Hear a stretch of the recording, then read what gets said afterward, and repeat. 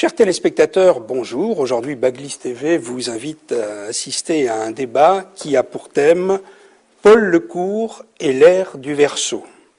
Nous avons deux invités, Jacques Grimaud, président de l'association Atlantis, et à ma droite, Jacques Heilbronn, docteur d'État, qui connaît bien ce sujet puisque sa thèse, éditée en 1999, traite du texte prophétique en France.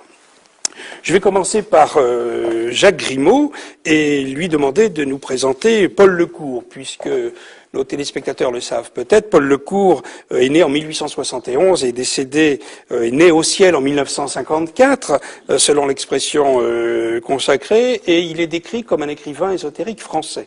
Pouvez-vous nous éclairer, nous donner quelques éléments sur la vie de Paul Lecourt ? Très brièvement, donc né à Blois, la ville même où naquit un personnage aussi connu que lui, probablement davantage, René Guénon.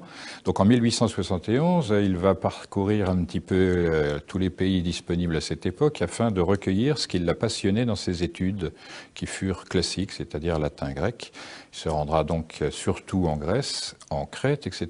Il va suivre des parcours assez peu connus de nos jours, d'individus, de personnalités discrètes dont l'étendue de la pensée n'est pas encore appréciée. Paul Lecourt, donc, n'a pas d'appétit particulier pour ce que vous appelez l'ésotérisme, en réalité. C'est un homme touche à tout, qui est plutôt attiré par les aspects de la vie. C'est la vie qui l'intéresse premièrement. Et l'aspect caché de la vie, si vous appelez l'ésotérisme, auquel cas, ça intéresse Paul Lecourt. Ce sont les aspects cachés, ce qui vient derrière les apparences, qui vont le passionner. Et c'est un homme qui est nanti d'une forte volonté, d'un charisme important. C'est un actif, un créateur. Et donc, à partir de sa vie intérieure, très riche, très documentée, il va essayer de modifier la trajectoire de l'homme en général, dont il a le souci, à travers des articles dans la revue Atlantis.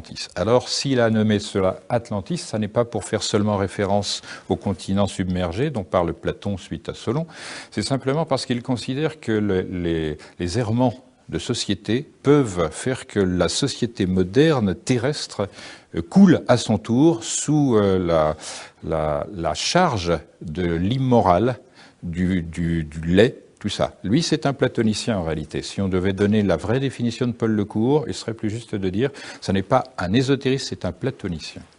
Donc, premier point. Deuxième point, ce qui l'intéresse, c'est la vie morale avant tout, parce qu'il considère que ça, c'est une science. La science pour Paul Lecourt, et pour Atlantis jusqu'à maintenant, c'est protéger la vie. Protéger la solidité des relations humaines avec la nature, avec le divin, avec ce qui enrichit et stabilise l'homme dans sa dignité. Voilà Paul Lecourt. Donc lui aussi, comme tout un chacun, a fait des erreurs de parcours. J'espère qu'on en parlera parce que c'est un sujet que M. Heilbronn aime aborder. Mais dans l'ensemble, voilà qui est Paul Lecourt. Alors je noterai, pour en terminer, qu'il est mort en février 1954, le mois du Verseau. Et je pense qu'avant de parler de Paul Lecourt et l'ère du Verseau, il faut un petit peu préciser ce qu'est le zodiaque.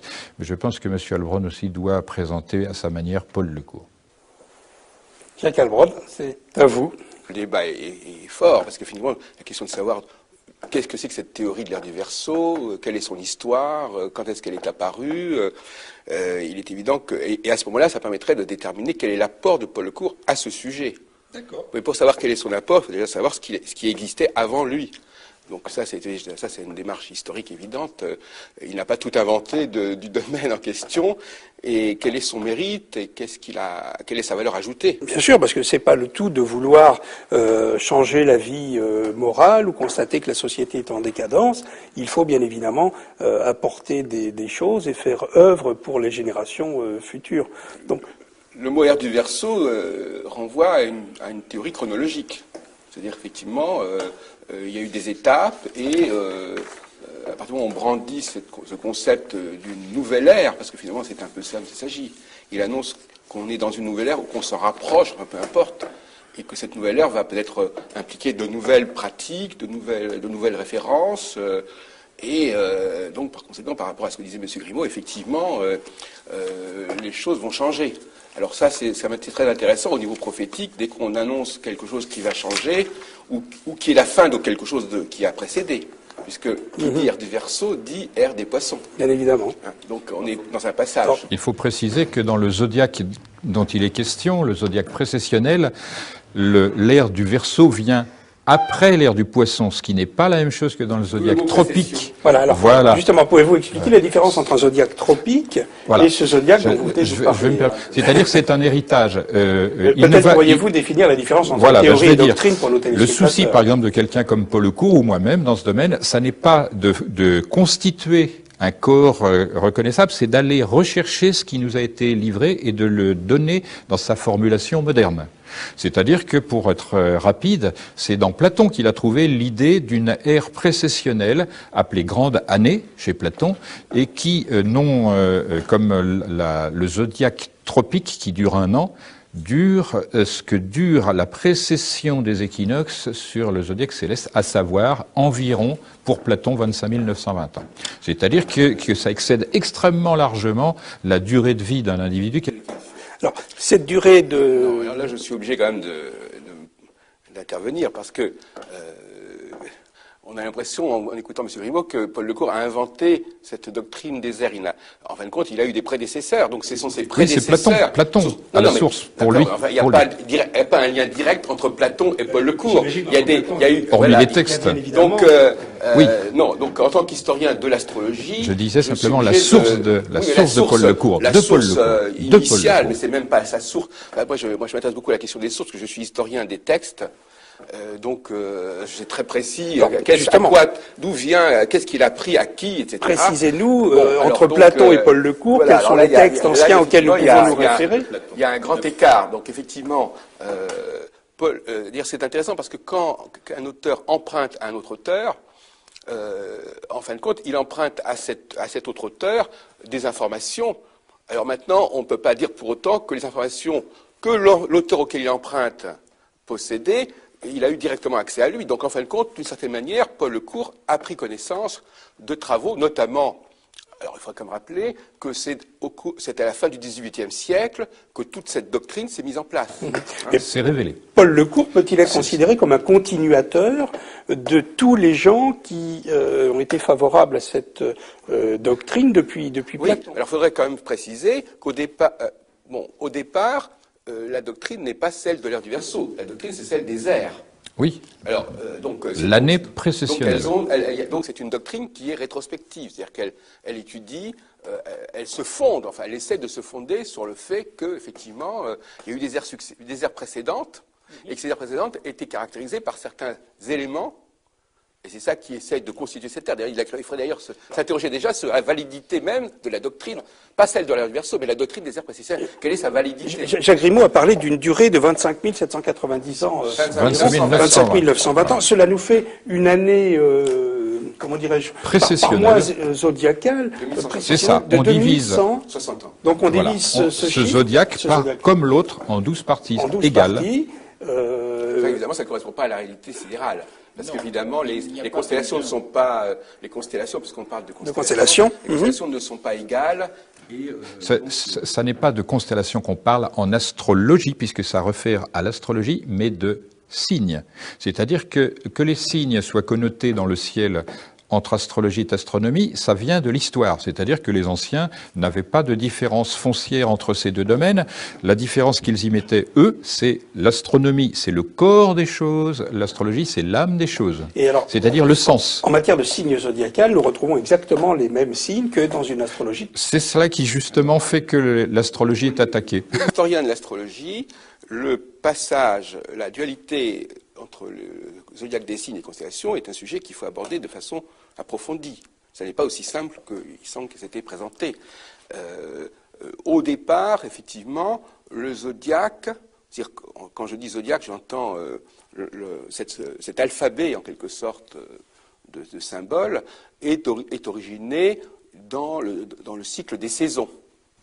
Donc c'est pas un zodiaque du ciel, c'est un zodiaque de la terre. Tropique. C'est un zodiaque de la terre. Donc au départ, on a un zodiaque tropique, saisonnier, Qui reprend les saisons telles que nous les connaissons aujourd'hui. Non seulement les saisons, mais les mois. Avec ses équinoxes, ses solstices. Oui, Alors, on va aller plus loin et plus vite probablement. L'année solaire divisée par l'année lunaire donne grosso modo 12 périodes qu'on appelle des mois, parce que mois et moon, c'est la même source. Il y a 12 fois, 12 rencontres du Soleil et la Lune. 12 croisements, 12 mariages sacrés. Donc, voilà. Alors les almanachs médiévaux, comme les très riches du duc de Berry, ont développé une iconographie liée à ces 12 mois. Et aux usages sociaux allant avec. C'est déjà autre chose. Le passage des 4 saisons, de l'iconographie des 4 saisons à ces 12 mois, c'est tout à fait autre chose. Pourquoi? Parce que les 12 mois renvoient aux activités des hommes. Le mariage, le rapport aux animaux, etc. Donc c'est déjà une valeur ajoutée au système des saisons qui est considérable. Alors, cette valeur ajoutée est apparue quand dans l'histoire? Alors, justement, c'est un sujet assez délicat. On la trouve notamment, par exemple, sur les cathédrales, n'est-ce pas? Vous avez des séries de 12, ce qu'on appelle les travaux et les jours. Donc, on la trouve tout à l'heure comme dans les Allemands. Mais probablement, c'est quelque chose certainement de très ancien. Puisque, justement, si le zodiaque, tel que nous connaissons, est issu... Parce que la théorie que j'ai développée, c'est que le zodiaque est issu d'un ensemble plus vaste que le zodiaque. Comme d'ailleurs au niveau du tarot, le tarot est issu d'un ensemble plus vaste. Donc effectivement, les sources du zodiaque, par exemple, je vais prendre le cas du Verseau justement, parce que je me suis beaucoup intéressé à l'histoire du symbolisme du Verseau. Quelle est l'origine du symbolisme du Verseau? Eh bien, c'est le mois de février, comme on a dit, c'est le mois de janvier-février, et dans les almanachs dont j'ai parlé, et notamment l'almanach le calendrier des bergers ou des bergères, ou bien le très riche du Berry, on voit des personnages qui sont attablés. Parce que vous savez, en mois de janvier-février, finalement, on ne peut pas tellement sortir dans la nature, donc on se retrouve... On a tué les cochons, voilà. Et on se profite du vin nouveau. On est attablé, et un des éléments de la... la galette. Exactement, un des éléments de la table, c'est effectivement la boisson. Et d'ailleurs, vous savez pas citer le sous-titre de l'ouvrage, c'est du Verseau, et Ganymède. Oui. Référence grecque. Qui est le nom d'origine de l'ouvrage. Hein. Et Ganymède, les chansons des dieux, c'est lui qui sert à la table des dieux. Donc l'imagerie et la scénographie du Verseau, on est attablé, et il y a quelqu'un qui nous sert. Mais c'est un motif, en réalité. Ils sont devant un grand feu, une grande cheminée, et puis il y a toutes sortes de ripailles. Et d'ailleurs, ce qui est intéressant, c'est que l'arcane majeure du tarot, la première arcane majeure du tarot, le battleur, retrouve la même chose. C'est-à-dire qu'on retrouve la table, on retrouve une coupe, on retrouve, d'ailleurs la coupe c'est un élément du tarot, mais on retrouve même une cruche, mais si vous voulez. La etc. coupe c'est l'emblème même du Verseau. Donc là c'est voilà. Donc en réalité, il faut revenir un peu en arrière. Donc il y a donc cette question du symbolisme maintenant. Alors maintenant, comment cet ensemble de pratiques terrestres, socio-culturelles liées à la vie agricole, à la vie rurale, s'est retrouvé au niveau des constellations. Il semble que ce soit ce que j'appelle un processus matriciel, une transposition. C'est-à-dire qu'on a voulu, toute l'histoire de l'astrologie est fondée sur cette transposition de la matrice solilunaire et la matrice saisonnière sur le ciel, pour étudier à ce moment-là, non plus le Soleil et la Lune, mais les planètes. Alors on fait une espèce, on dit, puisque ce qui est vrai pour le Soleil et la Lune, c'est vrai aussi pour les planètes. Et à ce moment-là, on finit par introduire cette bande zodiacale au niveau général. Le contraire, c'est-à-dire on voit chez les Sumériens, les justement, Babyloniens, je crois que c'est un contresens majeur. C'est un contresens majeur qui aurait ramené à cette vie je crois qu'il s'agit d'un contresens majeur, bien typique du monde des historiens, à savoir, on est aristotélicien, c'est-à-dire qu'on part des choses terrestres pour les remonter vers le ciel, alors que dans le sentiment de Platon, ce sont les principes, les archétypes qui viennent du ciel et qui en quelque sorte, forment cette matrice terrestre.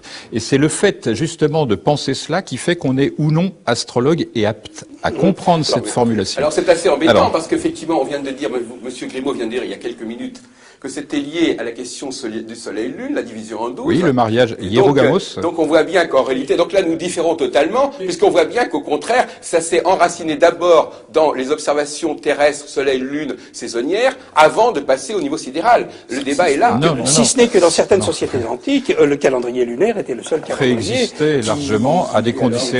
Pas de calendrier solaire. Pardonnez-moi, mais la chose est réglée facilement. Il permet aussi, la calendrier lunaire, il y a aussi une division en 12 du calendrier. Moi, je suis désolé de dire, moi, je suis... Historiquement, la chose est démontrée facilement, en ce sens que l'astrologie a précédé l'agriculture, a précédé la vie sociale. Et cela, Alexander Marchak le montre, 35 000 ans avant notre ère, il y avait des notations célestes très précises, le cycle lunaire, le cycle solaire. Et c'est la division du cycle lunaire qui a donné l'indication saisonnière, et pas l'inverse. Pouvons-nous aborder pour nos téléspectateurs un petit peu d'histoire et savoir quand est-ce que à quelle époque les premières observations astronomiques et les premières prédictions astrologiques ont eu lieu, et dans quel site et en quelles circonstances, on laisse l'historien. Moi je suis un chercheur au niveau de l'histoire de l'astrologie, donc il y a un certain nombre d'évidences ou de pseudo-évidences que je ne peux pas accepter, effectivement, sur ce sujet. Je ne suis pas là pour répéter ce qui a été écrit il y a 100 ans sur ce sujet. Le grand basculement, c'est la découverte des planètes, c'est-à-dire la découverte du phénomène planétaire. Découvrir qu'il y a dans le ciel non seulement des étoiles, mais qu'à certains moments, il y a des planètes qui rentrent en conjonction avec les étoiles, donc qui sont mobiles. Alors, donc, effectivement, le zodiaque a servi à découper le cycle des planètes. Donc on ne peut pas isoler cette question.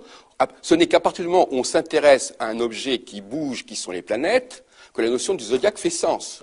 Puisqu'à ce moment-là, il va y avoir des cycles qui sont constitués, et ces cycles, il va falloir les structurer, les baliser, et on va, pour les baliser, recourir à un alphabet qui est déjà existant, qui est l'alphabet zodiacal, qui a d'abord servi pour, justement, comme on l'a dit, au niveau Soleil-Lune, au niveau des calendriers, et on dit, voilà, eh bien, puisqu'il faut structurer le mouvement cyclique des planètes qu'on vient de découvrir, c'est-à-dire on vient de découvrir qu'il y a une dialectique entre les planètes et les étoiles, eh bien, on va récupérer cette matrice zodiacale qui est déjà ancienne, qui appartient à ce que j'appellerais une proto-astrologie, et on va l'utiliser, on va dire, voilà, de même que au niveau Soleil-Lune, le Soleil passe par un certain nombre de cycles et de phases, eh bien, on va décider que Saturne ou Jupiter vont passer par les mêmes phases.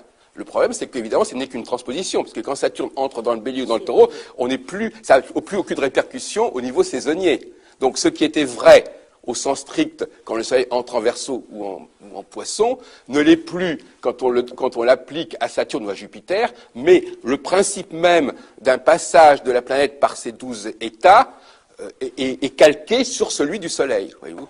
Alors, c'est un processus de calcage. À quel moment a pu apparaître justement les notions de prophétie ou de lecture ou de décryptage de cet alphabet? Attendez, parce que là, pour l'instant, on est au niveau de l'astronomie, oui, monsieur. Hein. Enfin, alors, justement, le problème qui est intéressant, c'est que la constatation de la dialectique planète-étoile est faite par les astronomes, et qu'à partir du moment où on veut découper les cycles qui sont ainsi mis en évidence et qu'on essaie d'en tirer des significations, on bascule vers l'astrologie. Oui. Voilà. Mais il n'y a pas de différence ontologique entre astronomie et astrologie. Ça s'est différencié clairement à partir de Colbert, en 1666, où il a dit d'un côté, il y a des savants qui s'occupent des distances, des vitesses, etc., c'est-à-dire le monde physique, et le sens a été repoussé parce que ça n'a pas de caractéristiques scientifiques. Je rappelle, Henri Poincaré dit « il n'est de scientifique que le mesurable ». Alors, la recherche du sens, c'est une chose, la recherche des vitesses, des couleurs, etc., c'est autre chose. Mais à l'origine... Monsieur, je suis un historien du XVIIe siècle. L'histoire de Colbert, c'est un lieu commun qui est très, très contesté aujourd'hui depuis longtemps. D'ailleurs, moi-même, Mais l'université en témoigne. Non, écoutez, ça fait partie des mythes fondateurs de l'astrologie contemporaine, que Colbert aurait fait ceci ou décidé cela. D'ailleurs, on le diabolise. Ce sont aujourd'hui, que ce soit moi ou que Hervé de Révillon, etc. C'est une idée Non, c'est une idée. Bon, alors, je voudrais quand même. Écoutez, voilà, oui, mais le problème, c'est que quand les gens n'ont pas de domaine, ils parlent de tout et de n'importe quoi. Donc, effectivement, comme vous, le problème, c'est que. Ce que je voudrais dire, c'est que le mot. Alors, ce qui est assez paradoxal, c'est que le mot astronomia, le terme nomia en grec, n'a pas du tout le sens qu'on lui attribue actuellement. Quand vous allez sur... Quelle est l'étymologie alors? L'étymologie du mot nomia, c'est la loi. Mais la loi au sens juridique. Quand vous regardez les dictionnaires, etc., vous apercevez que... Donc, en fin de compte, initialement, c'est une loi, au sens législatif, en quelque sorte, et non pas au sens scientifique, une loi qui s'appuie sur les cycles cosmiques. Ce n'est pas la volonté de comprendre les cycles cosmiques, mais c'est une volonté de fonder le principe de la loi sur les cycles cosmiques. Par exemple, le Shabbat, par exemple, le 7e jour, est une loi religieuse qui est fondée sur le cycle cosmique des phases de la Lune, des 4 phases de la Lune, normalement. Très spécifique. Cela dit, ça s'est peut-être perdu entre-temps, mais effectivement, c'est ça le principe. C'est-à-dire qu'effectivement, le Shabbat devrait correspondre soit à la conjonction du Soleil et de la Lune, soit à la pleine Lune, soit à la nouvelle Lune, soit à un quartier de Lune. Bien que Donc, Shabbat désigne Saturne. Oui, mais ça, c'est un... Alors effectivement, là, on entre dans un sujet. Effectivement, on a une structure de... Alors, c'est ce qu'on a... Le problème, c'est la septuplation du temps. On est passé du jour à la semaine, et ça, c'est déjà un gain considérable, de même qu'on est passé de l'année, avec les planètes, à une autre structure qui, par exemple, est ce qu'on appelle l'année de 7 années. Avec Saturne, donc qu'on retrouve d'ailleurs dans le songe de Pharaon, 7 Vajra, 7 Vajra. Donc il y a l'histoire de l'astrologie, c'est la volonté de conférer aux sociétés un temps qui est multiplié par 7. C'est-à-dire qu'effectivement, au lieu de fonctionner au jour le jour, on fonctionne de 7 jours en 7 jours. Au lieu de fonctionner d'année en année, on fonctionne par période de 7 années à 7 années. Quand Joseph conseille le Pharaon, il lui dit pratiquer une politique sur 7 années. Oui. Donc ça, c'est le grand gain. Et donc, l'année jubilaire, 7 x 7, 49. Donc effectivement, l'astrologie est... Alors l'astrologie, moi j'appellerais ça, c'est en fait, c'est l'astronomia. Ce que j'appelle l'astronomia, c'est une volonté, c'est pas l'astronomie, l'astronomia, c'est une volonté de fonder les lois humaines sur le cosmos. D'accord. Ça, c'est une définition. A bien compris. C'est une définition qui m'apparaît très convenable et solide, sur laquelle on peut franchement bâtir. À ceci près, c'est qu'à l'origine, il a bien fallu que l'homme s'intègre dans la machine naturelle et qu'il en détermine les facteurs sur lesquels il pouvait construire intellectuellement. À savoir la succession du jour et de la nuit. Qu'est-ce qu'on en fait? La division par la semaine, c'est l'observation lunaire simplement. Les 4 phases de la Lune se succèdent par période de 7 jours. Donc tout cela est valablement fondé sur une observation de la nature et non sur une projection, comme on le dit fréquemment. Aussi bien M. Heilbronn est fondé à me faire des remarques sur ce que je pourrais ne pas savoir, aussi bien moi je ramène le débat sur ce qui était dans la tradition atlantéenne fondée par Paul Lecourt à travers Atlantis, à savoir les anciens, comme il les appelle, et quand tous les gens qui étudient, notamment Platon le dit, les anciens observaient. C'était d'abord et avant tout des observateurs, et comme les Grecs étaient particulièrement des rationalisateurs et qu'ils empruntaient leur science, entre guillemets, essentiellement aux astronomes de l'époque, c'est-à-dire les Égyptiens et les Babyloniens, la différenciation qu'il convient d'observer, c'est que tout ce qui est relatif aux étoiles et aux corps célestes eux-mêmes devrait s'appeler astronomie, c'est-à-dire l'énoncé de la loi, et le suivi de la loi. L'astrologie, le langage, le discours, c'est cela. L'interprétation, alors, finalement, de cette observation. Non, mais je dis exactement le contraire. Je viens de dire qu'effectivement, ce que je suis en train de dire, c'est qu'il faut... Alors, donc, il y a un clivage traditionnel entre astronomie et astrologie. Imposé je viens de dire à l'instant que je le remets en question, ce clivage. Oui, moi c'est également. le mot... Alors, d'abord, premièrement, je précise que depuis qu'on parle de tout à l'heure, j'ai bien précisé que l'astrologie, c'était cette recherche de la nomia au niveau social... parce que moi je vois une approche très sociale, c'est très sociologique de l'astrologie. Elle est fondée, je l'ai dit tout à l'heure, sur l'observation par les observateurs des différences entre les planètes et les étoiles. Donc il est évident qu'on ne peut pas faire une loi du cosmos, enfin on ne peut pas élaborer une loi sur le cosmos sans connaître le cosmos. Alors, on est tout à fait d'accord là-dessus. Mais on ne prend, c'est déjà bien. Et ça c'est le point qui est important, et ça va faire problème par rapport aux astrologues actuels, et notamment l'époque du XXe siècle, c'est que on ne prend du cosmos que ce qui est nécessaire à la loi. Donc, il y a celui qui étudie le cosmos dans son exhaustivité et qui, lui, veut décrire au maximum le cosmos, et le législateur qui ne veut prendre du cosmos que ce qui peut être utile pour fonder la loi. Et évidemment, il fait un tri, il fait des choix. De cette observation du cosmos, y a-t-il des interprétations après qui sont faites par d'autres docteurs de la loi ou d'autres... Pardonnez-moi, avant personnes. cela, il y a deux choses à définir. L'astrologie, ses caractéristiques, ce qui la fonde, c'est d'une part déterminer un temps et ensuite qualifier un événement. Ça, c'est le travail de l'astrologue, quelle que soit son époque, quel que soit son lieu, ce sont ses deux responsabilités. Maintenant, la méthodologie appliquée à ces deux objectifs, elle est scientifique, si je puis dire, dans le fait que pour déterminer un temps, il faut regarder le cosmos avec les outils et l'intelligence de l'astronome. Après, l'interprétation, c'est le travail de l'astrologue. Et je pense que là, c'est plus clairement installé. Et là, alors, êtes-vous d'accord sur cette définition entre astrologie et... Je ne suis pas d'accord parce que ce sont des représentations qui existaient. Les représentations que signale M. Grimaud sont des représentations qui correspondent à un état de l'histoire de l'astrologie, l'histoire de l'astronomie, qui est à partir aux années 50-60. Or, nous sommes en 2010. Ça, c'est une interprétation de M. Albron. Parce que on le lit déjà à ce moment-là. Ça n'est pas là le problème. Le problème qu'il faut. C'est un état ancien de l'étude de ces questions, que ce soit sur Colbert, que ce soit etc. Aujourd'hui, on voit les choses autrement. Au niveau de l'astrologie, il y a différentes écoles. Alors, il y a une école qui voudrait que l'astrologie soit ne se contente, son cahier de charges devrait uniquement consister à donner du sens à tout ce que les astronomes découvrent, ce qui explique qu'on s'intéresse aujourd'hui à Pluton, à Cérès, etc., que tout ce qui sort du chapeau de l'astronomie fasse immédiatement sens en astrologie. Bon, alors ça, c'est un point de vue qui existe, etc. Et l'autre point de vue que je mets en parallèle et en opposition, c'est celui de la nomia, c'est-à-dire que l'astrologie prend du cosmos ce qui est utile pour faire fonctionner la police, la société, la cité.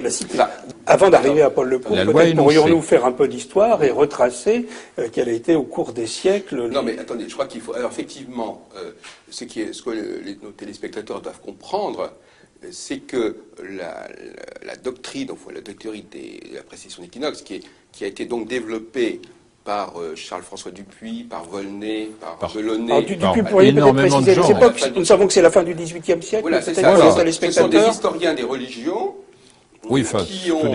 Français, français d'ailleurs, voilà. comme le préciser. Voyageurs. Bien que bizarrement, par la suite, et dans le cas de Paul Lecourt, par exemple, il semblerait que c'est plutôt des sources anglo-saxonnes qu'il est utilisé, parce que, entre-temps, ce sont les anglo-saxons qui ont récupéré les travaux des Alan Français. Léo, notamment, et donc, finalement, il y a aussi là des espèces de chassés-croisés assez complexes qui font que on peut parler de Platon, on peut parler du Dupuy, mais en réalité, en fin de compte, les sources immédiates de Paul Lecourt, c'est plutôt les sources américaines. Les sources littéraires. Pour la source philosophique, c'est l'Égypte, la Grèce, la Crète, la Babylonie, et tout ce qui, dans le monde ancien, avait science, avait pouvoir. Oui, enfin, ça, c'est le point de vue posé par Paul Lecourt et Atlantis en général. On recherche les sources, non pas littéraires comme l'historien, mais les sources de la pensée. Si ce n'est qu'il a quand même été inspiré par les écrits de la fin comme n'importe qui se cultive, il en passe par le livre. Il y a un problème de méthodologie qui est assez amusant, parce qu'effectivement, il y a deux problèmes différents. Au niveau, pour l'historien des idées, il est évident que Paul Lecourt fait appel à Platon, etc. Mais pour l'historien des textes, il est indispensable de dire à quels ouvrages il a utilisé. Et que ces ouvrages qu'il a utilisés qui ont paru dans les années 1910-1920 étaient des ouvrages américains qui, eux, effectivement, se référaient à Platon, etc. Donc finalement, il a capté certaines informations de façon indirecte par le truchement de ces auteurs qui s'intéressaient déjà aux airs. Donc il n'a pas élaboré de lui-même ce concept d'air précessionnel, il l'a connu, il figurait dans Platon connaissance. Non. Il figurait dans Platon, puisque Platon dit explicitement que le passage d'une ère à une autre s'est fait par l'Atlantide. Non, mais c'est n'importe quoi. Il figurait. Non, ça c'est votre opinion, monsieur Albron. Je dirais sinon que c'est n'importe quoi ce que vous racontez. Je dis simplement que dans le sens, monsieur Lecourt s'est intéressé non pas à la théorie, mais à la doctrine des airs précessionnels à partir de Platon, qui est le premier en Europe, en Occident, à faire valoir ce point de vue qui est tout égyptien. Si ce n'est que Paul Lecourt, c'est quand même... il ne fait qu'enrichir... Mais il n'a fait qu'enrichir un point de vue. Il n'a fait qu'actualiser le point de vue. On ne peut pas parler, là. Je suis désolé. Je crois que vous parlez beaucoup. Maintenant, on va nous reprocher de minimiser le rôle de Paul Lecourt, donc on va nous empêcher de dire tous, s'agit pas, quelles sont les c'est ça. dettes de Paul Lecour. Il ne faut pas Alors, trahir la personne. Il a directement eu accès à Avant de Platon. parler Il s'agit de ne pas Paul trahir la Lecour. personne. Je dis que Monsieur Pourriez-vous Lecour, Tous les c'était... sujets qu'on va aborder, on va y avoir un barrage. Pourriez-vous nous parler de Dupuis et de Volney, justement? Non, mais justement, alors donc effectivement, quel que soit le respect que j'ai pour Paul Lecour, il est un fait que le concept d'aire précessionnelle avait été élaboré déjà depuis 150 ans, avant lui. Avant. Hein? Non, au niveau de la littérature, Oui, bien sûr, oui, bon, oui. non, mais je veux dire, qu'il puisse avoir été élaboré par Platon bien avant, on s'en fout à la limite. Ce qui est Pierre Dailly en intéressant- fait état. Ce qui est intéressant, c'est le contexte intellectuel dans lequel Paul Lecour a fait ce qu'il a fait, et il est clair que s'il n'y avait pas eu tous ces auteurs qui ont précédé depuis 150 ans, il serait probablement pas parvenu à élaborer les idées qu'il a développées. Bon, donc, Oui, mais- alors maintenant, qu'on puisse faire une sorte de télescopage et dire directement, contact direct entre Paul Lecour et Platon. Ce n'est pas ce que j'ai dit. Je dis là, il vous a oubliez quand même inspiré les étapes antérieures aux anglo-saxons qui se sont intéressés, parce que le livre faisait son vrai travail international. Avant les anglo-saxons, Paul Lecour s'est intéressé à Joachim de Flore, à Pierre Dailly, au moine Gerson, à toutes les sources qu'il a pu trouver. C'est parce que les Américains avaient fait ce travail de rassemblement qu'il en a, compilation, voilà, qu'il a pu, qu'il l'a utilisé. Il ne fait pas référence à ce que sauraient les anglo-saxons, qui eux se sont instruits des choses platoniciennes et toutes sortes. La première source, à part Platon, c'est Ptolémée, qu'utilise Paul Lecour. Ce qui est intéressant, Alors là, je c'est dirais que même, Paul Lecour ne s'est pas inspiré seulement que d'une seule il ne source. s'est pas inspiré, il a recherché, il ne s'est pas Il aurait fallu inspiré. faire appel à monsieur Christian Lazarides, qui est le grand spécialiste des aires précessionnelles. Il aurait effectivement, qui habite Nice et qui est un des chercheurs les plus pointus sur ces questions-là. Effectivement, par exemple, Pierre Dailly, bon, moi je connais très bien Pierre Dailly qui en 1414 avait fait figurer dans ses manuscrits l'année 1789. Exact. Bon, mais ça n'a rien Au à musée de voir. Chantilly, Ça n'a à la rien- bibliothèque c'est de que Chantilly. Les travaux de Pierre Dailly. Il disait que c'était un changement d'air, pardonnez-moi quand même. Et il Oui. fondait son travail, Pierre Dailly, sur le travail d'un arabe, qui Voilà. lui a fait un ouvrage dans lequel il parle exclusivement des airs. Exactement. Donc c'est bien Non, ça mais ce qu'il ne faut sont pas les montrer. mêmes- ce ne sont- Alors justement, c'est intéressant. La théorie des airs est une autre chronologie. Qui n'est pas une que théorie, qui est une doctrine. C'est important. La théorie, enfin, Laissez- appelez ça comme laissez vous voudrez. parler. C'est si vous important. voulez. Jacques, La théorie- Attendez, Bon, la qui nous théorie, on développe peut la un créer point. soi-même. La doctrine, on l'emprunte à d'autres. Bon, C'est ça la nuance. Bon, Oui, alors, encore faut-il écoutez, ne pas la dénaturer. Bon, alors si on C'est était ce que je des- reproche des- à des- Monsieur des- Lebrun. Vous êtes capable de nous aborder, c'est des questions de sémantique. Alors, C'est soyons un petit peu important plus d'être sérieux. précis. Alors, effectivement, moi je peux employer le mot théorie, Monsieur le Président, ou pas, sans être interrompu toutes les 30 secondes. Bon, alors donc, la théorie des airs. Et je ne donne aucun côté polémique à ce mot théorie. C'est un terme qu'on emploie généralement. On dit la théorie des airs précessionnels, comme on dit la théorie des grandes conjonctions. La théorie des grandes conjonctions, qui est la conjonction Jupiter-Saturne, était le système en vigueur pendant tout le Moyen-Âge et à l'époque de Pierre Dailly, etc.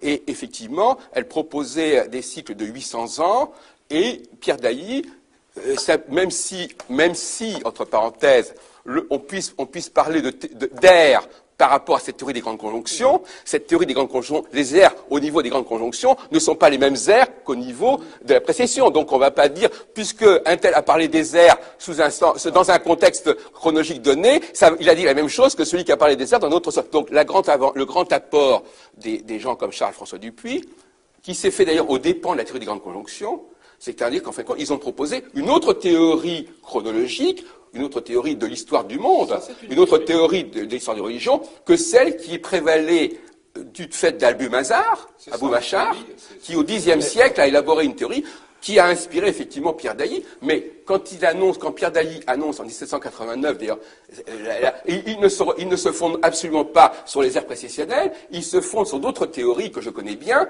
qui sont les théories Jupiter-Saturne, la théorie des cycles de 300 ans, etc. Donc, effectivement, on est là dans un champ qui est celui de la métrologie, ou la chronométrologie, c'est-à-dire les structures les façons de... C'est-à-dire que ça veut dire qu'il y a des façons de mesurer le temps.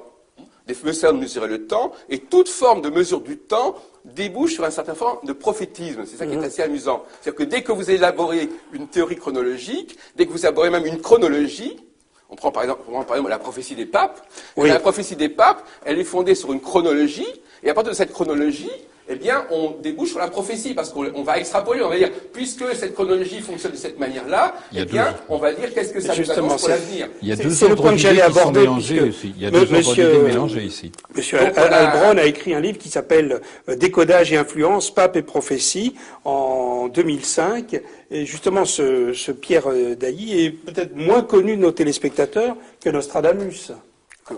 D'ailleurs, entre parenthèses, je voudrais préciser que Nostradamus, c'est probablement le sujet que j'ai le plus approfondi, n'est-ce pas? Enfin, on n'en a pas parlé ici. Mais cela mériterait peut-être un autre débat. Voilà. Enfin, la prophétie des papes, c'est une chronologie prophétique.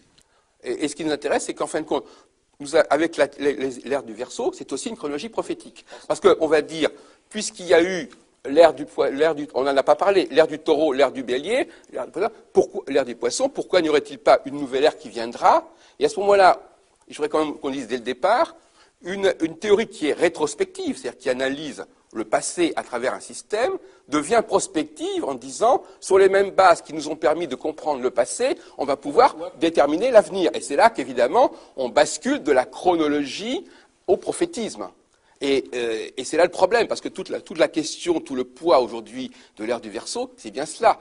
On n'est plus avec des historiens comme Dupuy qui simplement se contentent d'étudier l'évolution d'un certain nombre de symbolismes au regard de certains mouvements célestes qu'on n'a pas encore d'ailleurs pris le temps de définir, vu les circonstances. Et on va dire, voilà, du même qu'il y a eu le temps du Bélier, le temps du Taureau, le temps du Bélier, les points de Poisson, on va vers le temps du Verseau et on va vous dire ce que sera le temps du Verseau. On va pas simplement vous dire quand il va commencer, mais on va vous dire, donc on devient prophète. Donc l'historien devient prophète. Ou plus exactement, les travaux de l'historien sont récupérés par l'ésotéristes dans un sens prophétique.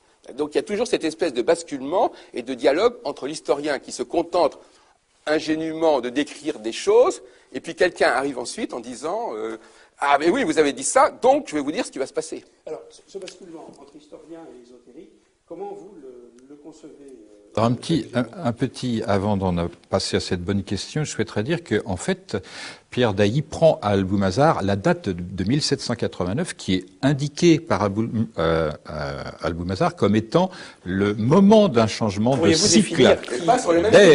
Donc, alors, attends, c'est pour ça. Alors, il dit que Jacques Heilbronn dit, ça n'est pas sur les mêmes critères. En effet, parce que le problème qu'il évoque, sans le citer, savoir quand il y a conjonction de multiples cycles, on ne sait pas déterminer de quel cycle on peut parler à coup sûr. Ça, c'est un aspect de la chose. Maintenant, la différence entre ésotériste et historien, c'est la même qu'entre astrologue et astronome. L'historien s'occupe des faits dont il prend connaissance, c'est-à-dire des éléments matériels. L'ésotériste, il voit derrière les faits une interprétation du lien entre la créature et son milieu, c'est-à-dire la nature pour ceux qui ne croient pas en Dieu et Dieu au-dessus de la nature pour ceux qui y croient, et ainsi de suite.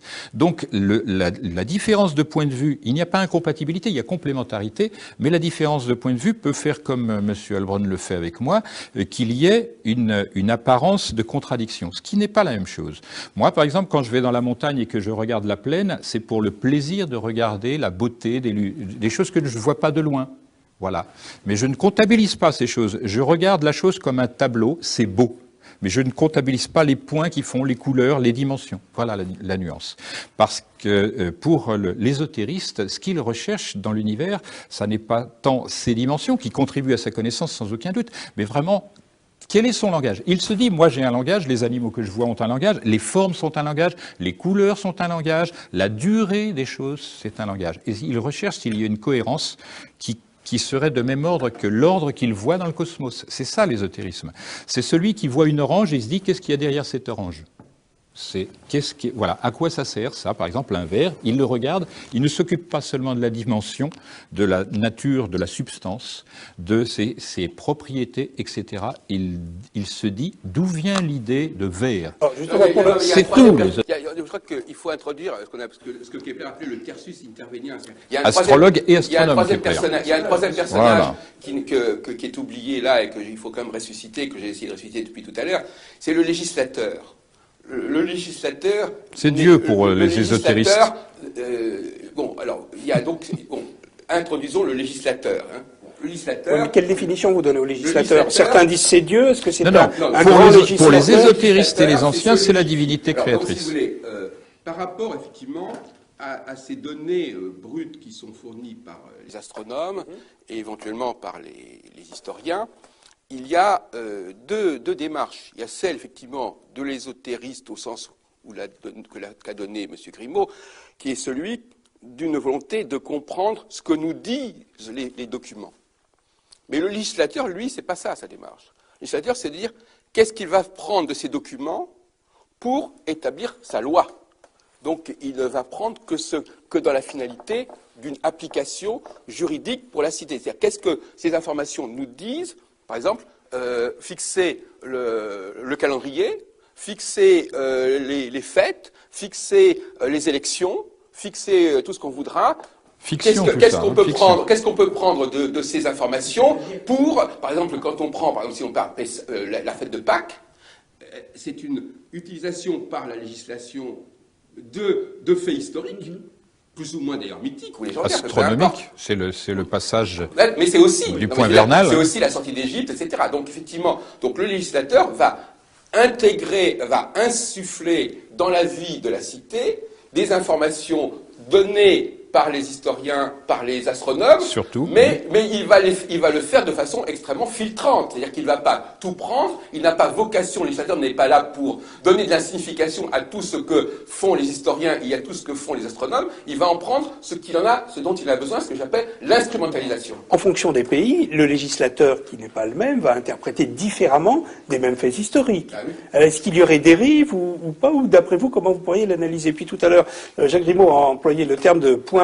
vernal. Voilà. Donc j'aimerais peut-être que l'on discute de cette notion de point Monsieur vernal. Heilbronn a failli dire Pessard, puisque c'est sa culture. Pessard, c'est le passage du point vernal, c'est-à-dire qui tranche, si je puis dire, l'écliptique. Alors pour cela, il faut comprendre que si on avait le Soleil ici, j'espère que les caméras peuvent suivre, le plan de circulation des planètes se fait sur la surface de la table. C'est ce que l'on voit dans le ciel. Le Soleil passe comme ça, la Lune passe comme ça, les planètes passent comme ça sur fond d'étoiles. Ça, c'est ce qu'on appelle l'écliptique. L'écliptique, donc, c'est la circulation, toujours la même, qui n'est pas la circulation en réalité des planètes, mais le fait que la Terre tourne sur elle-même. Donc on a une vision égocentrée sur la Terre. C'est l'observateur terrestre qui détermine cela. L'astronome, lui, voit ça de tous les points du cosmos. L'astrologue, il se borne à « je suis le centre de l'univers parce que je suis ». Et ça, c'est cartésien. Pourquoi? Parce que lorsque Descartes dit « cogito ergo sum », c'est-à-dire « je pense donc je suis », il se situe au milieu de l'univers. Donc on peut partir sur ce principe. Maintenant, lorsque le point vernal revient à son point de départ, c'est-à-dire pour nous qui avons codifié le temps au printemps, c'est-à-dire où toute la nature semble se renouveler, il y a passage, c'est le mot même Pessah. Or que le législateur ait donné une forme particulière et donner des éléments mnémotechniques pour que la population qui n'est pas instruite de l'astronomie, etc., se souvienne, ça, c'est le travail d'un législateur. Ça ne change absolument rien à l'astronomie et à l'astrologie. Le propos de l'ésotériste, c'est de se dire, je vois ce verre, je le mesure, et je regarde sa fonction. Mais qui a fait cela? Pourquoi la fonction que j'étudie? Pourquoi le matériau que j'étudie est là? C'est cela qui l'intéresse. Et de ce fait-là, le sens domine la science. La science ne prend sens que parce qu'il y a quelqu'un qui essaye d'en faire la synthèse. On n'est pas là pour dire... Je donne le point de vue de l'ésotérisme et de celui de Paul Lecourt. La question m'a été posée. Cela peut éclairer voilà. Le point de vue de Paul Lecourt. Mais on va pas. Bon, évidemment, chacun essaie de parler de ce qu'il connaît. Je pense que le point de vue de l'historien n'est pas supérieur. Alors, je voudrais revenir à votre questionnement, parce que finalement, ça me paraît pertinent au bout d'une demi-heure de discussion que les gens sachent un petit peu ce que c'est que le point vernal, etc. Parce que pour l'instant, ils ne sont pas très avancés. Alors, effectivement, la découverte, je dis bien la découverte, par les historiens des religions de la fin du XVIIIe siècle, découverte entre guillemets d'ailleurs, c'est découverte selon laquelle, alors le point vernal, qu'est-ce que c'est que le point vernal? Le point vernal, c'est effectivement de voir où, dans quelle constellation, au moment du printemps, se trouve le Soleil. Au moment du printemps, au niveau du zodiaque tropical, on entre dans le printemps. Mais, en revanche, quand on regarde les constellations, dans quelle constellation se trouve le Soleil à ce moment-là, il ne se trouve plus au début du Bélier. Parce qu'il y a ce qu'on appelle justement ce phénomène, c'est-à-dire que dont a parlé M. Grimaud tout à l'heure, c'est-à-dire que les étoiles, il y a un mouvement de quelques minutes d'arc par étoile, et qui, quand ça s'accumule sur des siècles, effectivement, là, c'est 72 minutes, comme ça. Alors, 72 ans pour un degré d'arc, voilà, à peu près. Donc voilà, donc c'est ça qui, en fin de compte, est le fondement de cette précession des équinoxes.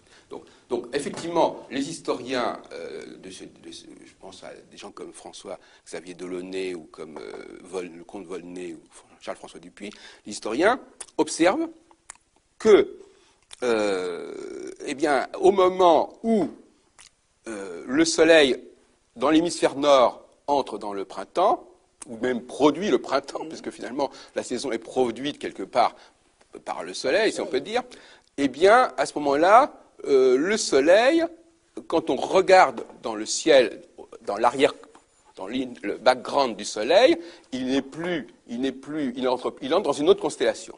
Et alors la théorie, donc exposons-la brusquement et brutalement, quand ce point vernal, donc qui se détermine au moment où le printemps commence chaque année, coïncide avec la constellation du Taureau, eh bien, on aura une empreinte Taureau de certaines religions.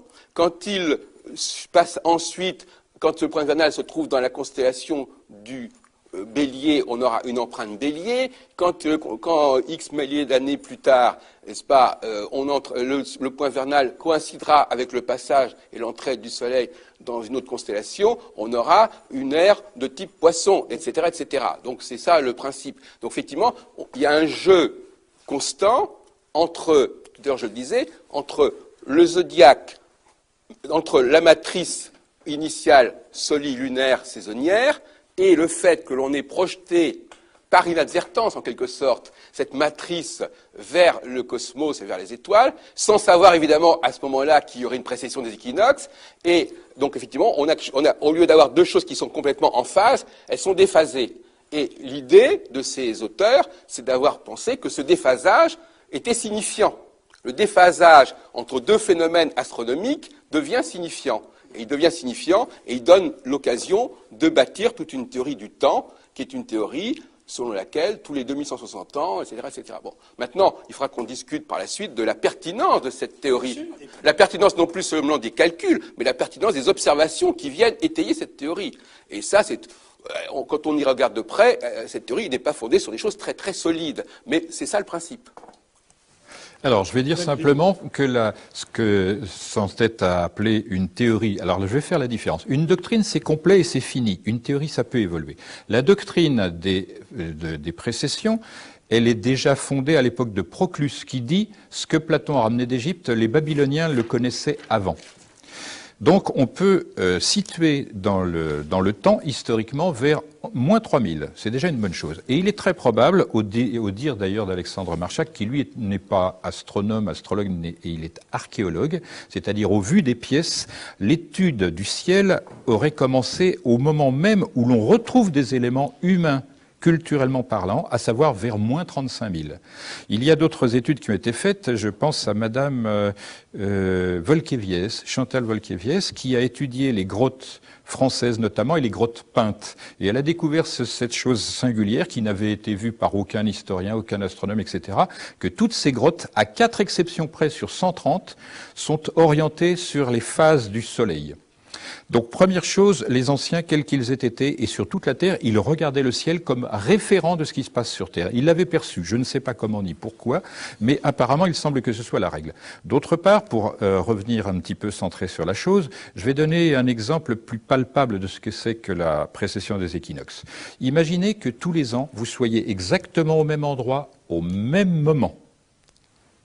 Vous regardez le ciel, et en effet, le soleil arrivera à un endroit légèrement décalé, un petit peu en retard sur son chemin. Si vous restez là, 72 ans, le retard sera quantifiable environ 1 degré. Ça, c'est ça. La différence de trajectoire du cycle des planètes sur le fond fixe. Rien ne se déplace là-dedans. C'est l'ensemble de notre système qui donne ce jeu-là. Donc ce déplacement qui est rétrograde, c'est-à-dire il ne passe plus par Bélier, Taureau, Gémeaux et tout ça, formation classique, c'est l'inverse qui se produit. Donc on ne peut pas confondre ces deux zodiaques. Ni les astrologues, qui savent très bien de quoi ils parlent dans ce sens, ni quiconque. Or, ce qui m'intéresse, moi, là-dedans, du point de vue purement scientifique et historique, c'est à quel moment des gens ont pensé que le cosmos teintait, en quelque sorte, aussi bien l'individu, minéral, végétal, animal, humain, et qu'il était capable non seulement de teinter des individus séparés dans l'espace et dans le temps, mais également des ensembles. Savoir, si l'on prend la teinture et qu'on va l'observer, la teinture dont je parle, on va l'observer en Égypte, l'ensemble des productions de l'Égypte sont en accord et en phase avec ce que disent les astrologues depuis des milliers d'années sur les périodes. Non pas la période dans la vie de l'homme, mais dans la vie de la société. Ainsi, on dira de l'ère du taureau. On va demander de spécifier après les moments.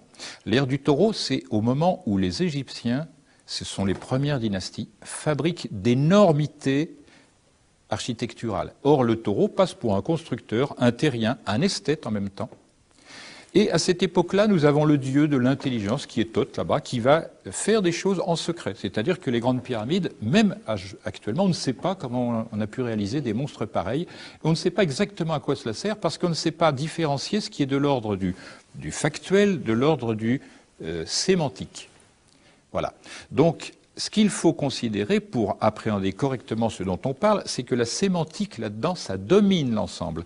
La sémantique, c'est ce qui permet de comprendre l'ensemble factuel qu'on appelle astrologie, astronomie, sens de la vie, prophétie, etc. C'est le sémantique qui domine, ce qui est là justement le domaine particulier de cette divinité appelée Thoth, qui génère la lune, l'imagination, le travail. Bon, c'est ça qui m'intéresse. L'ère du taureau, on trouve le taureau Apis en Égypte, mais on trouve le taureau ailé chez les Babyloniens. Les résurgences de cette utilisation emblématique et non pas symbolique, autre nuance avec M. Heilbronn, c'est qu'on va retrouver des reliquats de tout cela dans notre histoire. L'emblème n'était pas symbole. Non. L'emblème, il est en relation avec l'histoire et des lieux et des conventions. Le symbole, il est éternel et il est indépendant de l'individu. Je voudrais quand même faire il y a un glissement, effectivement, que je voudrais quand même relever. En ce qui concerne l'ère du taureau, les exemples qu'a donné M. Grimaud sur l'ère du taureau. Alors, il y a deux problèmes complètement différents. Il y a, d'un côté, l'option selon laquelle la loi, les législateurs, à une certaine époque, ont décidé de choisir d'autres symboles en rapport avec l'évolution astronomique. C'est ce qui m'intéressait, en effet. Maintenant, dire qu'à cette période-là, il y avait certains comportements de type taureau, au niveau de la construction, etc., ça c'est déjà un glissement. C'est ce que j'évoquais. Moi, c'est ça ce qui m'intéressait en réalité. C'est ça ce qui m'intéresse. C'est savoir si ça a une fondation. Pour les historiens des religions, la seule chose qui... Bon, alors, effectivement, il y a une espèce de dérapage. C'est-à-dire qu'effectivement, pour l'histoire des religions, on dit voilà, simplement, certaines sociétés ont jugé bon d'adopter certains symboles. On n'est pas en train de dire que ces symboles avaient une action sur la société. Maintenant, si. Vous aurez donc le mot de la fin sur cette phrase.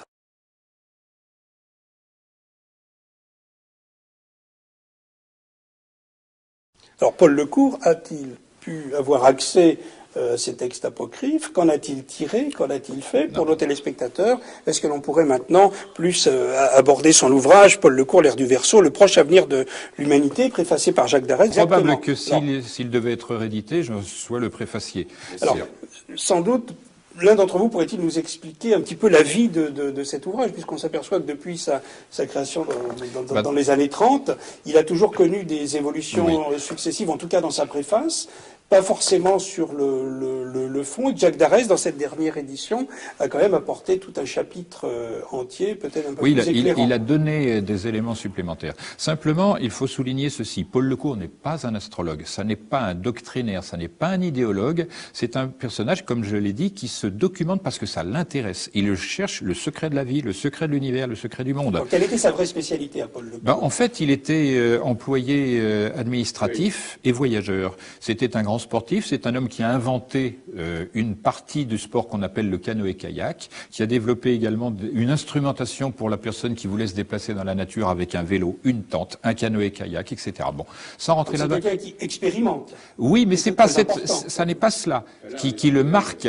qui le marque de manière indélébile et remarquable, c'est sa vie intérieure. C'est un homme qui, vu de l'extérieur, n'apparaît pas comme autre chose qu'un type obsédé de camping, de grand air, etc. Alors, Oui, quel est votre avis exactement. sur Il la- aurait pu. Mais c'est surtout la sa vie, vie intérieure. Il ne cesse d'interroger la nature, Oui, l'homme, alors, etc. Et donc, il va dans les documents usuels. Il ne va pas rechercher l'ésotérique. Hein. Monsieur Grimaud a raison de dire que Paul Lecourt n'est pas astrologue, et je dirais même plus... Pas davantage d'Arès, que, d'ailleurs, son successeur. Les astrologues ne se sont pas intéressés Non, aux travaux de Paul Lecourt. parce qu'il n'est pas C'est astrologue. assez paradoxal, parce qu'aujourd'hui, les astrologues n'ont à la bouche que cette histoire des ères précessionnelles, mais en réalité, au départ, ça a été élaboré par des gens qui n'étaient pas du tout astrologues. Charles-François Dupuy à Paul Lecourt, Oui. c'est tout un ensemble de chercheurs qui ne sont Volney pas n'est pas astrologues et qui astronome, ne prétendent ni pas se astrologue. situer dans une optique astrologique. Non. Et il y a eu ce qu'on appelle le fameux syncrétisme astrologique, qui fait qu'à un moment donné, dans les années, je dirais presque après-guerre, que ça a été intégré dans la doxa astrologique. Donc c'est un apport au niveau de l'astrologie Grâce à ça, notamment qui est en France. extrêmement tardif. Voilà. Notamment grâce à ça paraît en 34. En 34, la guerre vient effacer, si je puis dire, l'impact, et après ça reprend avec ça en Et premier d'ailleurs, plan. ce qui est assez amusant, c'est que les astrologues qui sont en France, N'ont pas prévu la guerre. les tropicalistes convaincus, se trouvent obligés de parler de l'ère du Verseau qui renvoie à Un autre zodiaque. Un autre zodiaque, enfin, on en a parlé. Et là aussi, ils sont un petit peu en porte-à-faux, mais ils ont été obligés de récupérer cette doctrine qui était si importante. Je ne crois pas que l'erreur vient, à mon sens, l'erreur vient du fait que les astronomes ont attaqué les astrologues en disant votre ignorance, c'est ça qui vous rend remarquable. Vous confondez zodiaque tropique et zodiaque sidéral précessionnel. C'est faux. La réalité, c'est que les astrologues se préoccupent du zodiaque des saisons parce que c'est adapté à l'homme. Le zodiaque précessionnel est adapté aux civilisations. Non, l'astrologie indienne, ça n'est pas comparable. L'astrologie indienne est une astrologie sidéraliste. Oui.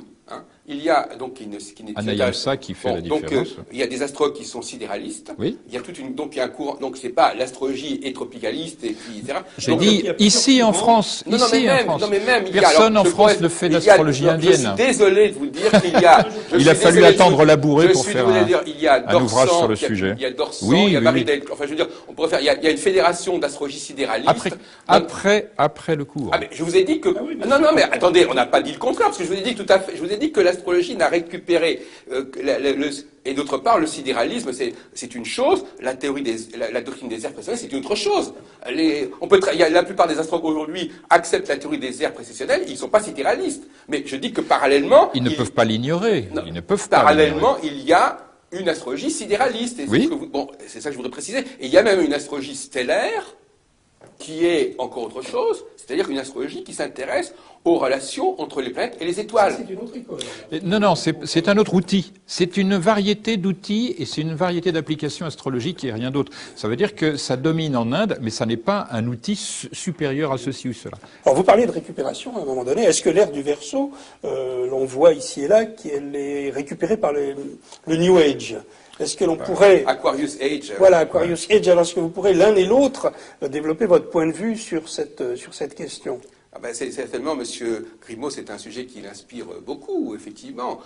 Moi, je suis moins enthousiaste, bien qu'à l'époque, quand j'ai publié il y a 30 ans... Je n'ai jamais publié dans ce domaine, ni fait... j'étais peut-être... Il est clair que la théorie des ères précessionnelles a été effectivement récupérée de façon, je dirais, irréversible par les astrologues qui peuvent plus s'en passer. Et aujourd'hui, dans tous les colloques, etc., c'est une théorie, je dirais, qui est presque en quelque part anti-astrologique. C'est ça qui est un paradoxe. C'est un peu le cheval de Troie de l'anti-astrologie dans l'astrologie. Pourquoi elle est anti-astrologique ? Parce que l'astrologie fonctionne sur des cycles beaucoup plus courts, en fait. On a dit tout à l'heure les cycles de 20 ans ou de 200 ans, etc. Bon, voilà. Et en fin de compte, on est passé d'une théorie, le grand paradoxe pour moi, franchement, de la théorie, quand on nous parle d'un cycle de 26 000 ans, c'est comme si on ne parlait pas d'un cycle du tout. Hein. À l'échelle humaine et même à l'échelle historique, qu'est-ce que c'est qu'un cycle de 26 000 ans? C'est-à-dire, ça n'a plus, et même de 2160 ans. Donc l'astrologie cyclique, elle est écrasée par ce cycle, voyez-vous. Et donc finalement, moi qui m'intéresse énormément à la cyclologie astrologique, je ne peux pas avoir de sympathie spécialement pour une théorie qui, au fond, sous couvert d'une cyclicité, fait de la non-cyclicité. Quand je dis à quelqu'un que pendant 2000 ans, il va rester dans une même étape, quelque part, je mets en question toute la théorie cyclique. Parce que, bon, donc c'est très vicieux. C'est-à-dire qu'on on remplace une théorie cyclique de 20 ans, 30 ans, 50 ans, 100 ans par une énorme théorie en disant, voilà, vous voulez du cycle, on vous donne du cycle. Mais en vous donnant un maxi-cycle, on n'a plus de cycle du tout. On est dans la linéarité. Non, mais surtout, ça, c'est, à mon sens, une invention totale. Monsieur Heilbronn, tout à l'heure, parlait de l'astrologie hindoue. Il faut considérer que l'astrologie tropique ne s'occupe que du cycle équivalent à la durée de vie globale d'un homme. Les autres cycles, ils s'emboîtent les uns dans les autres. La théorie, entre guillemets, toujours théorie, la doctrine du cycle précessionnel, il a pour considération l'humanité, c'est-à-dire un ensemble extrêmement vaste, historiquement, culturellement, etc. Un ensemble très fouillé, très complexe. Ça n'a rien à voir en apparence, mais ça n'est qu'une seule et même chose, à savoir la cyclicité dans l'univers, ce sur quoi se fonde doctrinalement l'astrologie avec raison. L'astrologie, l'astrologue, l'ésotériste, qui l'on veut, et le scientifique est obligé de constater que dans l'univers, tout est à base de cycles. Même Newton le dit très clairement dans ses optiques, on ne peut sortir de cette idée que tout dans l'univers est cyclique et tout se transforme. Même d'un point de vue économique. Alors, on dira tout se transforme. Beaucoup plus courts. Mais oui, mais les grands cycles comprennent les petits cycles. Ce qu'il faut, c'est l'outil adapté. On va pas, Monsieur Heilbronn, on ne va pas adapter la technique d'interprétation des grands cycles et des petits cycles de la même manière, puisque, à l'évidence, les quantités et les qualités ne sont pas exactement les mêmes. On ne les quantifie pas de la même manière. Je ne vais pas parler, par exemple, d'un nombre de milliards de combinaisons pour un joueur d'échecs, par exemple, au moment où il apprend les échecs. Ce que je souhaite dire par là, c'est qu'il ne faut pas mélanger tout. Lorsqu'on parle de l'ère du Verseau, il faut considérer non pas l'ère précessionnelle, mais le 12e de cette ère, qui est intermédiaire entre la grande cyclicité donc précessionnelle et la vie d'une civilisation. 2160 ans. Ça représente globalement, pour ce qu'on en sait de l'histoire, les grands cycles. Par exemple, l'Égypte, elle aura vécu 1 mois et demi précessionnel, à quelque chose près, puisque les égyptologues donnent une durée de vie de 36 siècles, c'est-à-dire 31 avant notre ère et 5 après. 36 siècles, c'est la moitié. Il y a aussi les grands cycles de l'Inde qui sont énormes. Voilà, bon, c'est ce que j'aurais pu prendre comme argument. Non, mais de toute façon, moi, je suis simplement en train de dire qu'en effet, et j'abonde dans le sens de M. Grimaud, ce n'est pas de l'astrologie, n'est-ce pas? Je suis d'accord là-dessus. Ce n'est pas de l'astrologie. Il se trouve que les astrologues s'en servent, mais ils s'en servent plus ou moins de façon un petit peu contradictoire et confuse. Mais ça parce qu'ils ne savent pas le sens de l'astrologie. Donc je suis d'accord, ce n'est pas de l'astrologie, et moi, personnellement, je ne pense pas qu'on doive en faire de l'astrologie. Mais effectivement, je pense qu'il faudrait quand même maintenant, moi je voudrais quand même qu'il faut qu'on étudie un peu sur quoi est étayée cette doctrine. Parce qu'on en parle beaucoup. Alors, donc on a le discours, disons, classique, le symbolisme du bélier, le symbole du taureau qui blabla. Bon, alors déjà, essayons de comprendre ce que ça suppose. Ça présuppose que pendant 2000 ans, les gens vont adopter un certain symbole, puis que pendant encore 2000 ans ou plus, ils vont adopter un autre symbole, etc., etc. Donc ça implique une perpétuation d'une certaine législation, je dirais presque, parce que finalement, au niveau du symbole, si on dit symbole, on dit législation. C'est-à-dire que ça veut dire qu'une société va reconnaître un certain culte et va donner une certaine forme à ce culte. On est dans le législatif. Et là, dans ce cas-là, je trouve ça très très bien. De ce point de vue, tout à l'heure, je disais que du point de vue astrologique, ça pose des problèmes, mais en revanche, au niveau de la philosophie, on est dans la nomos, c'est-à-dire ce sont des règles de temps qui on fonde le temps de la cité sur le cosmos. Donc ça, c'est très bien. Bon, moi, personnellement, j'ai réfléchi récemment, j'ai repris le sujet à l'occasion de cette rencontre, et je me suis dit, en m'inspirant d'ailleurs de mon travail sur les papes qui d'ailleurs intéressait Voilà. Monsieur Lecourt, entre parenthèses. Et moi pareillement d'ailleurs. Puisque nous avons, je crois, la vie astrologique où vous parlez. Non, il s'agit de la prophétie des papes qui n'est pas fondée en Paul astrologie. Lecourt, Voilà. et puis les papes et C'est prophéties. là-dessus que j'ai étudié l'histoire de la théorie de Saint-Malachie. Alors, Dont parle, dont reprend Paul Oui, Lecourt dans c'est son exact. ouvrage, Parce que c'est de la qu'à l'époque de culture. Paul Lecourt, on était dans les derniers, on y est d'ailleurs toujours, c'est les derniers papes. Et les derniers temps. Les derniers temps, les Du derniers papes. Donc, christianisme. effectivement, il a, Ce qui il a montre fait un qu'il y a lien un entre, changement. bon. Et d'ailleurs, aujourd'hui, on est encore plus proche de cette fin des temps qu'à l'époque de Paul Lecourt, puisque Et tout le nombre monde, de papes, voilà, tout le monde a ce sentiment qu'il y a un changement en gestation actuelle qui est de l'ordre du changement qui a eu lieu entre l'ancien monde et le monde chrétien. Je dis monde chrétien sans appuyer sur le caractère religieux, c'est-à-dire c'est un monde culturellement chrétien avec pour centre religieux la personne du Christ dont l'emblème était le poisson. Oui, et donc on est dans l'ère du poisson. Je rappelle que le nom de son père en hébreu signifie également, il y a une racine hébraïque qui désigne un poisson, Joseph. Yusuf, c'est celui qui pêche. Enfin bon, sans rentrer dans le détail, ce que je souhaite dire, c'est que s'il y a des législateurs, ils introduisent culturellement, religieusement notamment, parce que c'est très prégnant, la religion, c'est la ville extérieure et intérieure, ils introduisent des choses ils le savent au départ nécessairement, puisqu'ils se conforment à un cadre astrologiquement prévu, c'est-à-dire 2160 ans. On voit bien qu'il y a une déliquescence du monde chrétien qui a commencé avec la Révolution et un massacre infernal, si je puis dire, dans leur terminologie de prêtres, et tout ce qui était religieux devait être abattu, tout ce qui, qui était autre que la vie démocratique, une idée déjà ancienne mais qui n'a jamais trouvé son application, tout cela a été combattu. Donc on voit qu'il y a un changement profond de société, mais qui est factuel, qui n'est pas de l'ordre des idées ou de l'emblème. Il y a un changement réel.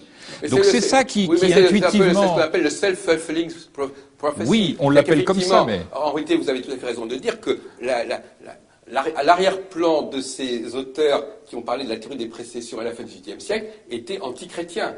Ah non. Paul Lecourt, le premier qui... qui... Paul Lecourt. Mais globalement, qui en parle en France est chrétien et ne se cache pas de Oui, mais on ne parle pas de Paul Lecourt. On parle mais je dis... Ne mélangeons pas à la fin du XVIIIe siècle. Il ne faut pas mélanger la teinture de la chose et la chose elle-même. Bon, écoutez, je répète une fois de plus que de même que la prophétie des papes visait à annoncer la fin de la papauté, Malachie, c'est aux alentours de 1500... Non, c'est le XIIIe siècle. Voilà. Mais elle n'a pas été, la théorie n'a pas été élaborée à ce moment-là. Elle n'a pas été élaborée à ce moment-là. Elle a été élaborée à la fin du XVIe siècle. Donc c'est notre. Donc la première édition, c'est 1595, voilà. Arnold de Vion, le Lignum Vitae, voilà. Etc. Non, ce que je veux dire par là, c'est que ce sont des outils de guerre. Ces prophéties. Propagande. Alors là, donc effectivement. Il se trouve qu'entre-temps, les papes ont vécu plus longtemps, et que par conséquent, la série qu'ils ont donnée, elle a touché une période beaucoup plus longue que celle qui était prévue initialement. Ouais, mais bon, ça, on ne sait pas exactement à quoi ça fait référence. Quand on annonce 20 papes et qu'on pense que chacun va vivre 5 ans, c'est pas comme si chacun vit 30 ans. Bon, donc effectivement, c'est pour ça qu'on n'en est toujours pas à la fin, ou du moins, voilà. Mais donc, concernant ces gens comme Jean-François Dupuy-Volney et Dolnay, effectivement, leur objectif, c'était quand même de montrer que l'ère des poissons, qui était l'ère chrétienne, se terminait. Et se terminait avec les implications que ça pouvait impliquer. Mais objectivement, elle se terminait. Ce qui est le paradoxe que M. Grimaud dit, c'est qu'effectivement, au bout d'un certain moment, cet outil qui était au départ développé par des gens qui étaient sous la Révolution... qui voulait la révolution, c'est aussi toute une symbolique de la révolution. On voulait changer les choses, etc. Bon, il se trouve que par la suite, ça a pu être récupéré par des gens qui pouvaient être catholiques. Mais le principe, la fin d'un ancien, oui, c'est ça. Comme d'une ancienne alliance. De toute façon. Il faut être clair sur le fond de la chose. Comment Albumazar, qui se référait à des auteurs antérieurs, a désigné 1789 ? Le problème qui se pose, c'est est-ce qu'il a désigné cela en sachant ce que cela voulait dire, ou est-ce qu'on a récupéré cette date pour en profiter et installer un changement de société ? Voilà, ça, c'est une très bonne question. Ça, c'est la vraie question. Mais le paradoxe... que j'ai évoqué tout à l'heure, ce qui est vraiment le fond de la chose, me semble-t-il, c'est que pourquoi a-t-on élaboré l'astrologie comme guide des peuples ? C'est-à-dire pourquoi les législateurs ont dit on va prendre dans l'astrologie cette emblématique, cette symbolique et l'imposer à des peuples. Vers quoi ? Parce qu'en réalité, le problème qui se pose aux savants, aux scientifiques, c'est est-ce que le projet de l'astrologie a une légitimité ? Est-ce qu'avec l'astrologie, on peut prévoir réellement le devenir d'un homme, d'un individu quel qu'il soit, puisque ça ne se limite pas à l'homme, c'est un événement, etc., d'une part, et d'autre part, en déterminer la nature et l'avenir. Ça, c'est le problème. Oui, mais... Les ésotéristes comme Guénon, parce qu'il faut dire que Guénon, Paul Lecourt n'est pas un ésotériste, c'est un curieux, un touche-à-tout. Guénon, lui, il développe à partir de doctrines qu'il va notamment récupérer chez les hindous. Ce n'est pas pour autant d'ailleurs qu'il les comprend, ni il les expose correctement. La différence fondamentale, c'est que c'est un problème de crédibilité.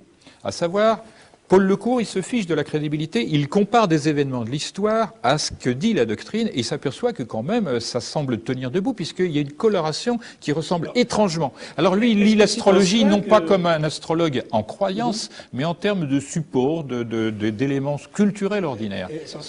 Darès fait pareil, moi pareil. Oui, mais c'est normal.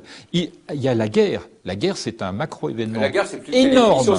On se dit, mais là, c'est la déliquescence, parce que quand on commence une guerre de cette ampleur, on ne sait pas jusqu'où ça va et si ça va s'arrêter. C'est là le problème. Donc, mais alors, ce que je rappelle, qui est important et qui jette le discrédit sur la profession d'astrologue, mais pas sur la profession de chercheur en astrologie, savoir, personne n'a prévu la guerre. En revanche, personne n'ayant prévu la guerre, on a un Hitler qui va se prévaloir des recherches de Kraft et compagnie pour pronostiquer les résultats de la guerre. Il va appuyer ses propres stratégies par suite du questionnement des médiums, des savants. Alors ça, c'est un sujet intéressant. À quel point la croyance modifie l'homme, à quel point l'homme modifie la croyance. Les années 30, ça, c'est bien. Il y a un ouvrage sur les années 30, ouais. L'astrologie des années 30, 50, dans laquelle, effectivement, c'est vrai que ce sont des années qui sont marquées. Alors, parce que pour comprendre Paul Lecourt, il faut comprendre aussi le contexte. Alors, le contexte, c'est par exemple, notamment, alors pour ça, un des moins importants, c'est la découverte de Pluton, par exemple. Oui. Pluton, alors, et tout ce qui s'est greffé sur Pluton. Pluton est découvert en 1930.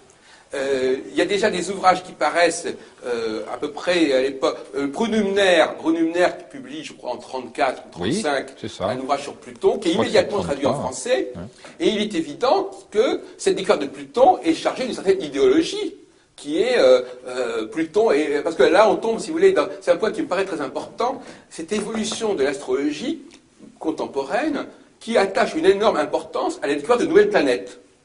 L'astrologie, pendant des siècles... Oui, mais il faut être limité parce que c'est une partie des astrologues qui font beaucoup de raffus autour de cela, mais l'astrologie elle-même ne se modifie pas. On avait déjà, pardonnez-moi, on avait déjà dans la mythologie le comportement que les astrologues vont donner aux natifs de cette planète. D'accord, attendez. Une découverte d'une planète, c'est quand même un événement majeur. Oui. Non, mais attendez, excusez-moi. Oui, donc, mais pas pour les astrologues. Jusqu'à la fin du XVIIIe siècle, l'astrologie a fonctionné avec une astronomie qui était définie et fermée sur elle-même. Transsaturnienne. Bon. Et donc, elle travaillait sur ce qu'on appelle des cycles. Bon. Il y avait aussi les comètes, hein, les nouvelles étoiles. Bon. Mais cette idée d'attacher de l'importance à la découverte d'une planète, de l'émergence d'une planète, c'est une astrologie totalement différente de celle qui existait. C'est cela, voilà. Il faut le dire. C'est tout autre concept de l'astrologie. C'est une anecdote. Là, alors, il y a des astrologues qui vont dire Uranus est apparu en 1781. N'est-ce pas? Il le relie d'ailleurs d'une certaine manière, et en plus ils vont l'attribuer, entre parenthèses, au Verseau. Oui. Ils disent la nouvelle planète qui a été découverte, eh bien ça va être justement la planète du Verseau. Pour des raisons qu'on peut expliquer, c'est parce que, bon alors c'est un peu technique, parce que dans la théorie des rapports planète-signe, Saturne étant le maître du Capricorne, et qu'Uranus vient après Saturne, on va donc donner le signe qui vient après Capricorne au Verseau. Enfin, on va rentrer dans le cas. Je veux dire que la maîtrise. C'est quand même intéressant de savoir que dans l'histoire de la mythologie du Verseau et de l'ère du Verseau, il y a ce fameux Uranus qui apparaît. Et mais chronologiquement, dans la mythologie ancienne aussi. Et c'est ça qui pose problème. Le problème, Monsieur Grimaud, c'est qui attribue le nom de Pluton. Voilà. Là, il y a une anecdote à citer. Ce qui est assez comique, c'est qu'effectivement, ce ne sont pas les astrologues qui donnent leur nom à Uranus, Neptune et Pluton, ou à Cérès, en 1801, etc., mais ce sont les astronomes. Bon, à ce titre, la Terre est le seul mobile céleste qui n'a pas de nom de mythologie. Et les astrologues, alors là c'est une des choses les plus étranges et les plus bizarres qui soient, ils commentent et ils utilisent les noms qui ont été proposés par les astronomes. C'est pas exact, il faut dire précisément. Le découvreur de Pluton, c'est Percival Lowell par des calculs. Or, son nom, Percival Lowell, c'est P et L. Oui. Et on s'est dit, on va noter le nom de cet individu à travers la manière qu'avaient les Égyptiens, c'est-à-dire on ne prend que les initiales, et donc PL, et on va trouver dans la mythologie un nom qui correspond. On trouve Pluton. Et il se trouve que les astrologues s'en réfèrent à Pluton dans la mythologie pour teinter cette nouveauté. Et ça marche, selon eux. Voilà. Donc c'est ça qui est intéressant, c'est qu'on voit des conjonctures événementielles séparées de milliers d'années, et sémantiquement aussi. Monsieur, le problème de l'histoire des noms des planètes ne se réduit pas à la question de Pluton. Non, c'est la même chose pour Urbain Le Verrier. Que malgré tout, il y a une espèce de communauté des astronomes. Bon, par exemple, quand Piazzi, en 1801, découvre les astéroïdes, il appelle Cérès parce que il est sicilien et que Cérès est la déesse de l'agriculture. Bon, à un moment donné, quand Herschel découvre en 1781 Uranus, au début on dit on va l'appeler Herschel en son honneur, et puis il a même proposé de l'appeler l'astre du roi George. Oui, c'est encore plus rigolo. Et finalement on choisit Uranus, et quand Neptune est découvert, donc il y a toute une histoire sur laquelle on ne va pas rentrer, des noms qui sont donnés aux planètes. Et puis aujourd'hui on a Eris, et puis aujourd'hui vous savez on a décidé que Pluton n'était plus une planète. Alors on ne va pas rentrer dans le détail, etc. Mais ce que je veux dire par là, c'est que on a une nouvelle astronomie, nouvelle astrologie qui attache une importance absolument exorbitante à ces nouvelles planètes, et qui veut vous expliquer que, par exemple, Pluton est né au moment où il y avait la découverte de l'atome, enfin, etc. Donc il y a toute une théorie comme ça. Alors revenons à la question que vous posiez, à savoir le contexte intellectuel, etc. Alors effectivement, il y a le nazisme, il y a l'antisémitisme, il y a donc ce fameux Pluton qui va cristalliser beaucoup de choses au niveau idéologique, et puis il y a les faits historiques. C'est-à-dire qu'il y a, comme disait M. Grimaud, il y a l'histoire qui arrive. Il y a la guerre, il y a l'Empire, il y a le Reich qui se constitue. Le sens est explosé. Il est évident que la coïncidence entre la parution de cet ouvrage, c'est une pure coïncidence, et ça c'est une manière de dire. Non, d'accord. Je fais une petite parenthèse. Oui, c'est une manière de dire. En tout cas, il y a une espèce. Ce qui est intéressant, c'est la conjonction de deux phénomènes, de trois phénomènes, si on veut, qui sont la découverte d'une planète, nouvelle planète qui fait beaucoup réfléchir les astrologues, etc. L'apparition de cet ouvrage pour des raisons qui sont ce qu'elles sont, et puis la guerre, la guerre d'Espagne, etc. Bon, alors la guerre avec des enjeux mythologiques énormes, et notamment la fameuse question des Ariens et des Sémites, etc. Voilà, et tout ça, évidemment, comment peut-on résister comment quelqu'un qui travaille sur ces sujets-là peut-il résister à ce que semble vouloir dire l'histoire? Donc on retombe dans cette question, le dialogue entre l'histoire. Alors c'est l'histoire à chaud. Comment l'histoire à chaud ne peut-elle pas influencer les ésotéristes? Mais l'histoire ne dit rien.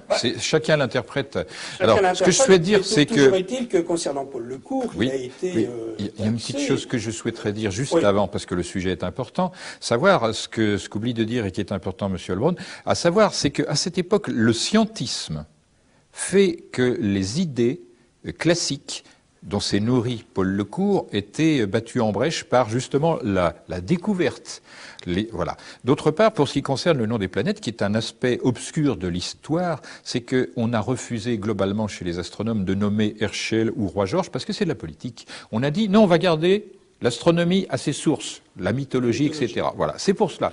Donc on a abandonné cela. En revanche, la récupération par la guerre de cette thématique, parce que les emblèmes et surtout les symboles sont puissants là-dedans, elle est évidente, et là, ça vaut la peine, puisque Hitler lui-même pensait qu'il était venu pour fabriquer littéralement ce changement. Absolument. Voilà. Il était l'agent. Il pensait lui-même et d'autres penseurs ont pensé comme lui. Voilà, exactement. Et ce type d'impression n'est pas fondé sur l'astrologie, mais sur l'idée qu'on se fait de ceci, de cela, et de son incarnation. C'est-à-dire, c'est une forme d'orgueil et rien d'autre. Il ne faut pas mélanger les sujets. Alors justement, j'allais le dire tout à l'heure, on a taxé. Oui. Paul Lecourt d'antisémitisme, notamment avec l'apparition de son ouvrage Hellénisme et christianisme, dont on lui accorde une dimension antisémite, avec une première... c'est tout le monde, parce que moi je n'ai jamais... En 1937, une réédition en 1942. Alors peut-être pourriez-vous éclairer notre lanterne et celle de nos téléspectateurs en ce qui concerne votre vision des choses. Moi, ma vision, elle est très simple. D'ailleurs, on s'en était expliqué ensemble avec Jacques Heilbronn. Ce que j'ai lu de Paul Lecourt, qui m'a intéressé, c'est la nature de ce qu'il évoque en termes d'hellénisme, etc., c'est-à-dire un style.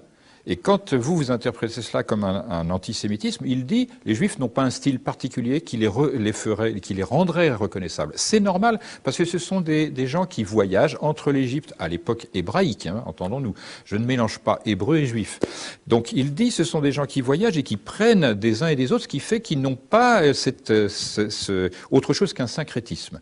Donc on ne peut pas parler d'art juif ou d'art hébreu caractérisé, et en ce sens, je ne considère pas que c'est une attaque contre la spécificité hébraïco-juive. Donc moi je ne lis pas ça comme étant de l'antisémitisme, simplement il dit tout le monde reconnaît du premier coup d'œil l'expression artistique des Égyptiens, des Grecs, des Gallo-Romains, des Indiens, machin, etc. Pour les Juifs, pour l'instant, il n'y a pas cela. Moi, je ne vais pas plus loin. Je ne connais pas la pensée de Paul Lecourt, parce que je ne suis pas son historiographe. Ce que j'ai lu qui m'intéressait, si je puis dire, ça n'est pas la dimension sociale de l'individu, la dimension politique, ni même la dimension religieuse, parce que lorsque vous lirez les ouvrages de Paul Lecourt, ce qui marque, c'est que c'est un être fébrile à l'intérieur. C'est un être qu'il dit avec une grande franchise et une naïveté ce qu'il perçoit. Il peut se tromper. Je ne pense pas qu'on puisse dire de lui qu'il a une activité politique contre le peuple juif, contre les Hébreux, contre ce que l'on peut lire voilà. aujourd'hui, tant dans les ouvrages que sur des sites il est facile actuellement, c'est à la mode. C'est comme fasciste et antisémite. Non, mais ça, c'est ce qu'on trouve sur Internet et Wikipédia. J'aimerais bien que qu'il y ait... Je suis allé par curiosité, justement, juste avant cette invitation, parce que je me suis dit, s'il y a des éléments de cette espèce, je vais les trouver, comme ça se fait dans les pages Wikipédia, en bas, avec des liens. Je suis allé, tous les liens étaient morts, c'est-à-dire ils étaient inactifs. Et je n'ai pas trouvé de texte qui permettrait de dire oui, Paul Lecourt, c'est un antisémite, un pro-arien, un pro-nazi, etc. C'est peut-être l'interprétation qu'on fait de son ouvrage Hellénisme et christianisme. Non, je pense que c'est abusif. Non, c'est abusif. Il dit parler de l'hellénisme et du christianisme parce qu'il pense qu'il y a un lien objectif culturel, puisque les textes néo-testamentaires sont écrits en grec. Il y a bien une raison à cela. Et cela détache ça de la zone géographique et culturelle générale, parce que l'Ancien Testament est écrit en hébreu. En araméen, en hébreu, il y a des mélanges, puisqu'il y a du grec ancien dedans. Nous allons laisser maintenant la parole à... je ne me perçois pas comme vous le dites. Donc moi, je ne dis pas que Lecourt est antisémite ou non, je ne sais pas. Bon, l'article que vous avez, là, que j'ai publié sur le Curat, donne des citations très précises, qui sont à la fois empruntées à l'ouvrage que vous venez de citer, mais qui sont également dans les éditions de l'Ère du Verseau. Parce que nous sommes en train de parler de l'Ère du Verseau. Cette première édition comporte des rééditions qui ont intégré un certain nombre d'informations. Qui étaient... alors c'est donc... il n'y a pas besoin d'aller chercher sur Internet. Moi, j'ai donné les citations exactement... hors contexte. Et c'est ça qui m'embête. Hors contexte, mais en fait, ça me gêne. C'est pour ça que je vais m'en expliquer. Maintenant, le débat, ce que vous dites concernant... Alors, par exemple, il cite, par exemple, un auteur que je connais très bien, qui est Auguste Rolling. Alors, Auguste Rolling, moi, je suis un historien. C'est un de mes sujets de prédilection. Je connais bien Auguste Rolling, qui est l'auteur, en 1871... d'un Talmud Jude, le juif qui a été traduit par Édouard Drummond, enfin préfacé par Édouard Drummond, le juif selon le Talmud. Pour comprendre effectivement cette importance de Paul Rolling, il faut se resituer dans les publications parisiennes, enfin francophones, de la fin des années 80, qui voient émerger une thèse qui est très intéressante, et à laquelle les Juifs se dépêchent de répondre, en disant « Mais nous, de toute façon, nous ne sommes plus dans le Talmud ». Alors les Juifs religieux, évidemment, ils sont obligés de dire que c'est ça, mais les Juifs non pratiquants vont dire « Mais nous, on n'est plus concernés par ça ». Et de là, on leur répond « Oui, mais en réalité, malgré tout, vous l'êtes. Parce que d'abord, vous êtes les héritiers d'une tradition, et d'autre part, parce que, et alors là on est dans des sujets un petit peu délicats, parce que vous avez ça un petit peu dans vos gènes, et que c'est une clé pour comprendre votre devenir, ce qui est tout à fait normal. C'est un discours, c'est un livre qui est important, quand pendant des milliers d'années on vit avec ce livre, effectivement, bon. Alors, et d'où l'idée intéressante qui consiste à dire, eh bien finalement, les Hébreux, c'est très bien, les Hébreux, c'est très bien, ils ont effectivement reçu le livre, ils étaient en alliance, etc. Mais, entre-temps, il y a eu le Talmud. Et ce Talmud a complètement dévoyé le peuple juif, l'a fait perdre sa dimension de peuples élus, etc. Donc, en fin de compte, le Talmud devient un instrument extrêmement efficace contre les Juifs. Et d'ailleurs, entre parenthèses, comme vous le savez très bien, probablement, tous ces travaux-là, de la fin du XIXe siècle, ont été énormément répandus par la presse catholique. Enfin ça, on ne va pas vous faire un dessin là-dessus, etc. Il y a eu du travail sur la croix, etc. Donc c'est un débat qui n'a pas du tout laissé indifférents les milieux chrétiens. Et effectivement, moi je trouve ça extrêmement ingénieux, ce processus, n'est-ce pas? De dire, oui, on ne va pas contester, parce que quand on est chrétien, on ne va pas contester le rôle des Hébreux. Ils ont reçu la loi Sarah. Et en même temps, il y a quelque chose qui, au niveau historique, fait que les Hébreux ne sont plus ce qu'ils sont. Comment expliquer ça? Pour les chrétiens, il reste le peuple déicide, quand même. Oui, c'est ça. Non, mais il y a quand même une volonté quand même de dire qu'à un moment donné, les choses... Donc c'est un problème de théologie. Quelle place donner aux Juifs au niveau théologique, en respectant à la fois ce qu'ont été les premiers Hébreux, qui ont été les dépositaires de la loi, etc., et aussi expliquer pourquoi dans l'histoire du peuple juif depuis 2000 ans, ils ont été dans des situations d'errance, de persécution, etc.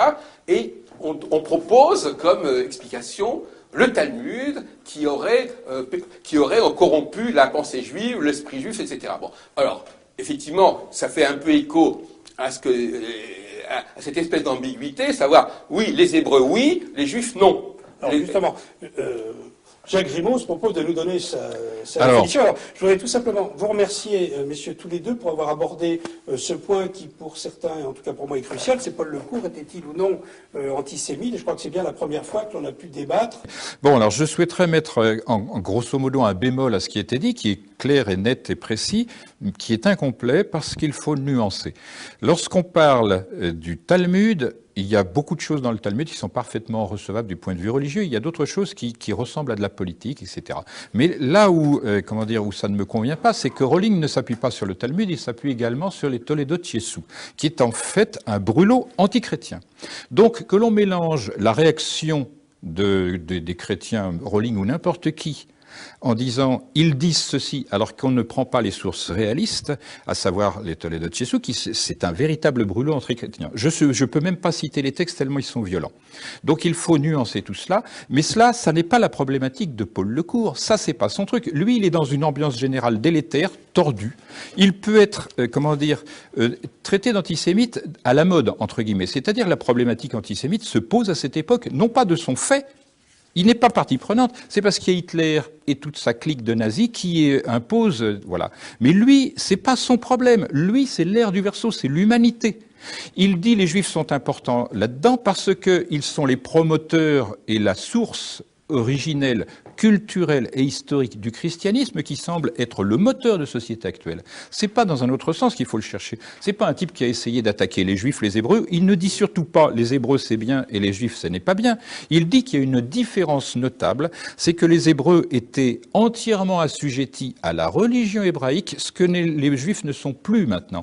Il y a des Juifs qui sont talmudiques, des Juifs qui s'occupent de la Torah, des Juifs libéraux, des Juifs qui n'en ont strictement rien à faire. Et le non-juif, ça ne définit rien. Il faut être clair. On n'est pas juif parce qu'on serait né en Judée. C'est ça le paradoxe. C'est-à-dire, on peut raconter n'importe quoi sur le sujet. Je pense dire une chose importante sur cette cause-là. Paul Lecourt, il se situe très clairement en tant que chrétien. Mais c'est pas parce qu'il est chrétien qu'il combattrait quiconque. Quand on parle de Paul Lecourt, en fait, l'ère du Verseau, le sujet de l'ère du Verseau, il ne l'a pas trouvé lui-même. C'est qu'il a fait des rencontres, on lui a dit, tu sais, tu as lu ça dans Platon, dans le grec. Ça, c'est un sujet que tu devrais fouiller. Et qui a-t-il rencontré? C'est là qu'on va intervenir avec Marguerite Marie Alacoque et retrouver le prophétisme, c'est-à-dire cette idée de parélemonial, grand centre chrétien. Alors, je souhaite qu'on n'oppose pas un antisémitisme à un christianisme, qui sont à la mode, certes, mais qui n'enrichissent pas le débat sur l'ère du Verseau ni sur Paul Lecourt, mais qu'on revienne, si je puis dire, à des choses plus importantes. J'aurais préféré qu'on aborde ce sujet dans un cadre très précis, c'est Paul Lecourt et l'antisémitisme. Voilà. Monsieur Grimaud, tout à l'heure, je faisais allusion aux stratégies qui consistent à dire que des temps sont révolus.